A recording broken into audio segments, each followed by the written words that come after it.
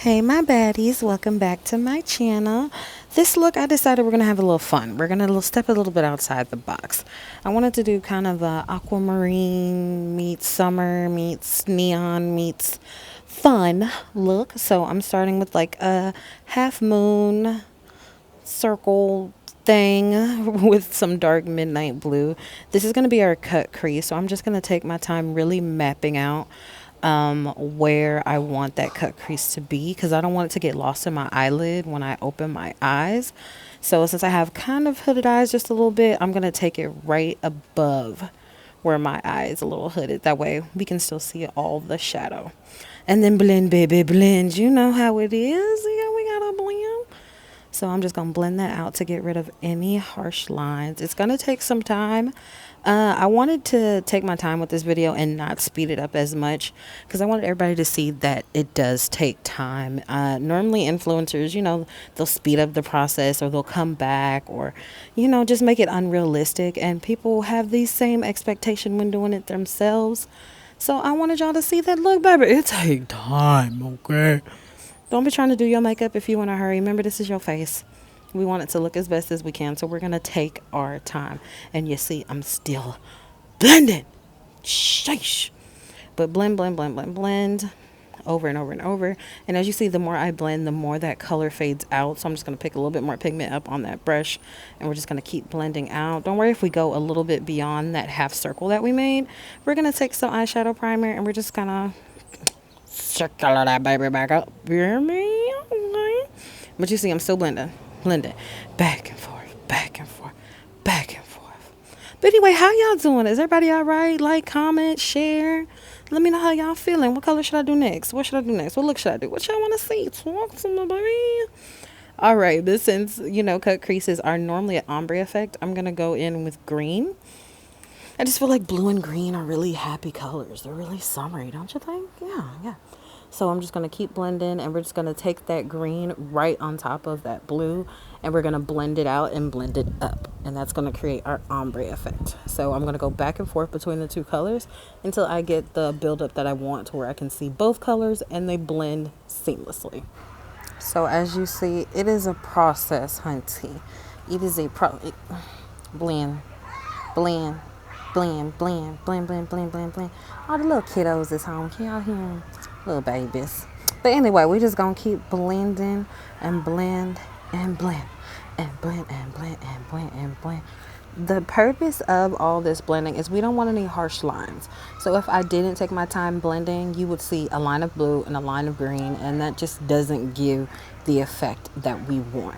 We want it smooth, we want it clean, we want it cut. You want to slice right in between the two of those colors. So I'm going to go in with the lightest green and take it right on top of that other green I used to help the gradient effect, to help it ombre, to help it do better, to help it blend, baby. And we just going to keep going. And we just going to marry all these colors together. We don't want them to be divorced or separated. We want them married. We want them in love. We want them happy. We want them to be one. With all relationships, it takes time. Just like this, it takes time. Again, I did not want to speed up this process. I wanted y'all to see how long it truly takes me to create that beautiful ombre effect, from darkest to lightest, from blue to green. We just want them to be happy together. Okay, y'all, let me stop. But as you see, I'm taking my time going in with that deep blue and making sure it becomes one with that green. Again, just back and forth, back and forth. For some reason with this look, I found that it would be easier to use one brush. So there you see me using a brush cleaner in between the colors, and just making sure my palette is clean before I go in with the next color, so your brush isn't dirty. And then that's how your colors just become one big bleh. All right, y'all. I said primer earlier, but this is eyeshadow base I'm going to cut my crease with. And I'm just going to, again, form another half circle, taking my time to map it out before I really put a lot of product on my brush. I'm also using a very small, thin brush to make sure I have control of where the product goes. So again, we're just making that little half circle, making sure it's up just above that hood, just enough. But we also don't want to lose that midnight blue too much, even though we can go over it again. It won't be the same effect as if we just cover it up and then go back over it again. Because then we're going to have to blend again, and there's a whole thing. So we're just going to continue making that half circle and, you know, get it as plain as we can. You want a solid color for your eyeshadow base because you want to have a clean palette. That's the best way I can describe it. You want a clean palette to put your next color on. You can't put a light green on top of a dark blue and, you know, so on and so forth. It just makes your eyes look dirty, and the point is to make them clean and crisp. That's what we're trying to do. Honey, that P. Louise, it comes through every time. I used to use LA Colors for this section. You know, my concealer and my lid, and I just used to use LA Colors for everything. But the more I got into makeup, I found that different things really do help, and P. Louise just helps me get that solid base right there that I want, like no other. So, P. Louise for the win. Anywho, I'm going to take a different midnight blue. This one has a little bit of shimmer in it, and I'm going to take a very thin brush and just outline our circle that we made. Now, I'm not trying to put too much heavy eyeshadow around that circle because then again, we're going to have to go through our blending process, and we don't want to do that again.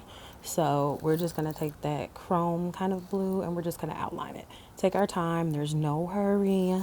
We're trying to, this part has to be as perfect as we can get it because it's really the focal point of the look, you know, so take your time, baby.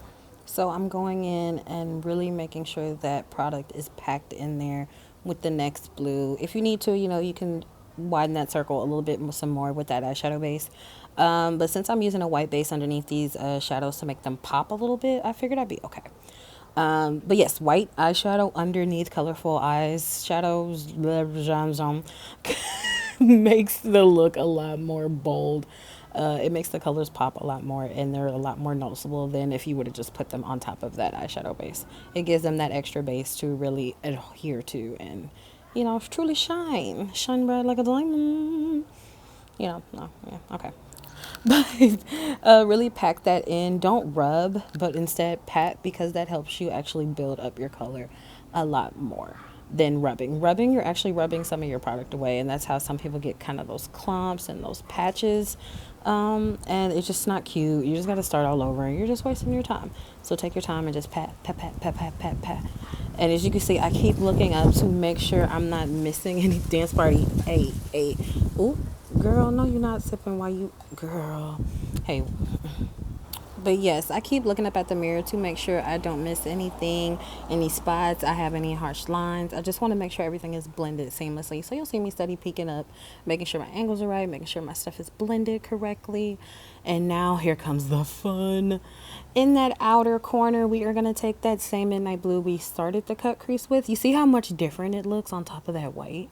You see how much brighter it looks? Completely different shade, right? No, it's the same shade. I just did a white base. Lot brighter, and we like it, baby. So we're just gonna start in. We're gonna do an ombre effect from dark blue to green on the lid, the same as we did with our base before the cut crease, but we're just gonna make it a lot brighter. That way it is a good contrast. Get it. All right, so we're gonna take that dark blue, we're gonna take it maybe a third of the way through, well, a fourth of the way through. We're using 4 colors, so it's gonna be a fourth of the way up our lid. We're gonna take that, and then we're gonna go in with that light blue. Oh, it's so pretty. Oh, that's my favorite blue right there, y'all. It's so pretty. We're gonna take that shade and we're gonna take it another fourth of the way through, but we're also gonna go right on top of that dark blue to help us blend. You know how I say, blend, baby, blend. And then we're going to make sure we go back and forth with those 2 colors to make sure, again, we want them married, not separated or divorced. We want them married together. We want them to be happy. And since I'm using the same brush, again, clean. I figured this way would be easier than just picking up a million brushes, so I decided to do it this way. Next, we're going to go in with a dark green that we started with, again, in that base, that transition cut, but right before that cut crease. And then we're going to go another fourth of the way through, but we're also going to go on top of that blue, just like we did with that dark. We're going to make them merry and make them happy, back and forth. As you see, I'm showing you there. I'm going to go between the 2 colors and just take my time, making sure everybody is faded evenly. So again, you'll see I'll go all the way back to the midnight blue if I see I missed a couple spots, which when I looked up, I felt like I did. I felt like the fade wasn't as from deep as I wanted it to be. So I went back into that midnight blue, and then we're going to take that final light green, and we're just going to take it in my inner corner and blend it up. As you see, I'm trying to make sure, I want to give each color its own shot. And then boom! Go ahead and do the same thing to the other eye. It took me just as long, y'all. I didn't do a magic process. I just didn't record because y'all seen me do it the first time, you feel me? Right. So I'm gonna go ahead and clean up any of the spillage, any of the fallout that came from the eye look, because we are packing on color, so it's to be expected. But I'm also gonna go over those eyes one more time and make them even more brighter before I come in with the rhinestones. Y'all, I'm clumsy, y'all. I will drop anything. I don't care what it is. I'm dropping it. That's one thing I can guarantee. Now, I did have the little rhinestone picker up thingy. I lost it, but then I ordered another one and it didn't come in time for this video. So we're going to use a pencil because that's what we had. So that's what we use. Just use the lead of the pencil on the back of that rhinestone. Place it on, pre-place your glue. And then bam, baby, you're good. You can also glue the rhinestones. I find it easier if you just go ahead and put the glue where you want it on your eye. It's a lot easier and you'll know the exact placement that you want. And I'm gonna go ahead and do the same thing to the other eye. This is what we're working with now. And here comes some fun liners, y'all. Don't ask me where I got these liners from. I think I got them from Shein or Temu. They were like $1, and I was a late night scroll, and I was like, oh, that's a deal. I'm gonna get it. So I went on ahead and picked them up. But they are really pretty. They can be a little complicated for me, but they do always work out for me. I wanted a little bit more contrast, so I decided to put that light blue liner right next to that green on the lid and then fade it out into the darker blue where the midnight is. I just thought it just would make it the look even more fun, even more contrast, or neon, or bold. What word am I looking for? I don't know. But yeah, so we're going to go ahead and go with that. I decided to use a even thinner brush to apply the eyeliner than what it came with, because again, I want complete control of where the product is, and I didn't want the product to get too out of hand or get too thick of a line or too bold. So I wanted to make sure to take my time and make sure that line is straight. I'm putting that product from the tube on the back of my hand, again using that brush to make sure I have complete control. I don't get too much product, I don't get too little product, I get just the amount I need. If it's easier for you to use the thing from the where it comes from, baby, by all means do you. This is just easier for me. And then we're going to go in with that midnight blue, and we're just going to take it and we're just going to fade that line that we made until it's a little gradient eyeliner at the bottom of our gradient shadow. Baby, y'all bad. Y'all heard that? And look, y'all, we using green eyelashes, y'all. I'm so excited. I didn't think that I would like these two together, but I'm like, we're going to take a risk. We're just going to do it. So while the while the eyelashes glue is drying on the eyelashes, I went on ahead and primed my face, and then I decided, oh, hey, let me put this green liner right here, because I wasn't going to use any green, but I was like, it would look so good right there at the beginning of our cut crease, right before we get to those rhinestones. Again, it's going to give us a beautiful contrast between that midnight blue and that green right there. As you see, I thought I messed up, but I didn't. I just have to take my time. Sometimes even I will try to rush through a step, and as you can see, it will make you mess up and make you just have to do things over again. So take your time, make sure you're looking. See, I'm steady looking up. I want everything to be even and as parallel as I can get it, even though it won't be. But look, y'all, I was impressed. Okay, last time, you want your glue to be tacky but not dry or sticky per se.